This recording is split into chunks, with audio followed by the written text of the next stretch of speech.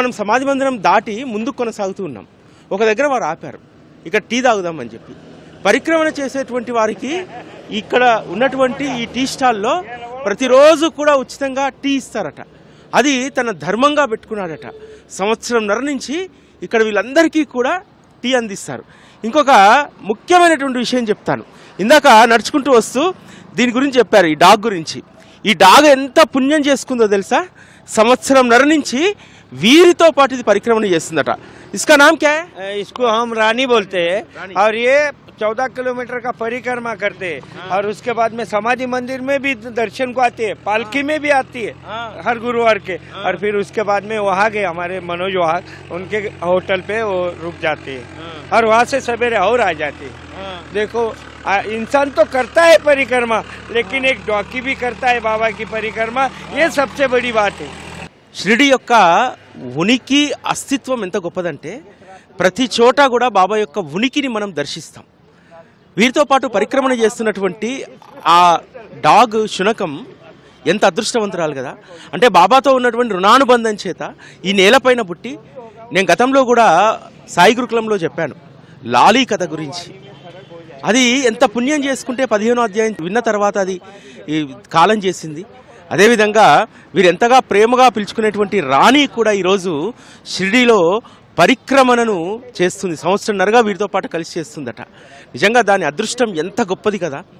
అందుకనే ఆ జీవికి ఉన్నటువంటి అదృష్టాన్ని మనం ఒక్కరోజైనా మనం అనుభవించాలి, ఒక్కరోజైనా దానిలాగా మనం పరిక్రమణ చేయాలని చెప్పి ఈరోజు బాబా దాన్ని ఒక నిదర్శనంగా నాకు చూపెట్టారు.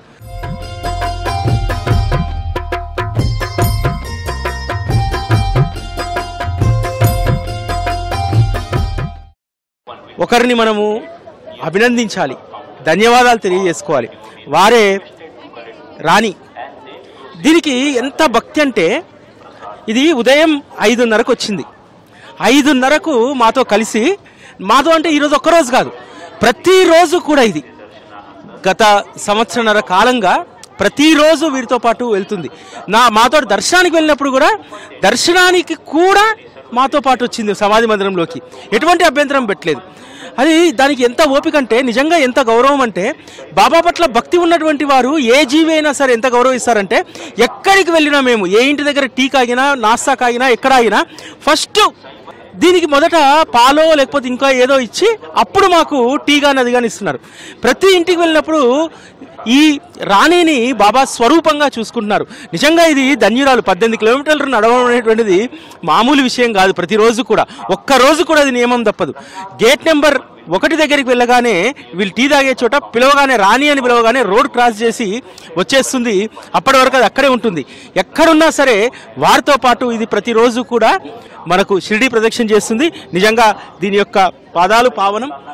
నిజంగా ఇది బాబా ముద్దు బిడ్డ, ఎప్పుడో బాబాతో రుణానుబంధం ఉన్నటువంటి బిడ్డ. అందుకనే ఆ రుణానుబంధం చేత ఈరోజు ప్రతిరోజు షిరిడి పరిక్రమణ 14 కిలోమీటర్లు చేస్తుందంటే నిజంగా ధన్యురాలు. దీని జీవితం ధన్యం.